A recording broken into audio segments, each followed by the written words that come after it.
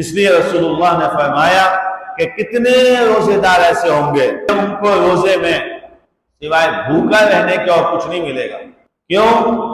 وہ کھانا پینا تو چھوڑ دیں گے، وہ روزے کا نام صرف کھانے پینے کو چھوڑنا سمجھیں گے، کھانا پینا تو چھوڑ دیں گے، لیکن کیا فرمایا کہ وہ حرام کو نہیں چھوڑیں گے، ناجائز کو نہیں چھوڑیں گے، نامناسب کو نہیں چھوڑیں گے، وہ لوگوں سے غیبتیں ویسی کرتے رہیں گے، وہ جھوٹ ویسے بولتے رہیں گے، وہ ظلم اور زیادتیاں ویسی کرتے رہیں گے، ان کے ہاں ملاوٹیں ویسی چلتی رہیں گی، ان کے ہاں وہ منہ سے گندی گالیاں اور مغلظات ویسے چلتے رہیں گے۔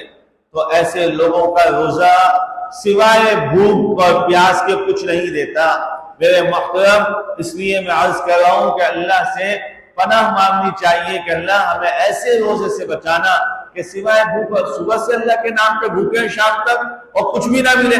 کہا نہیں، ملتا ہے، ملے گا، لازمی ملے گا جب ان چیزوں پہ عمل کر لے۔ ہر چیز کا ایک نظام، ہر چیز کا ایک نظام ہے۔ ایک اے سی میں اپنی محراب میں یہاں پہ لگوا لوں تو بس ٹھنڈک ہو جائے گی؟ بولا کبھی بھی نہیں ہوگی۔ بولا اس کے جو تقاضے ہیں ان کو پورا کرنا پڑے گا۔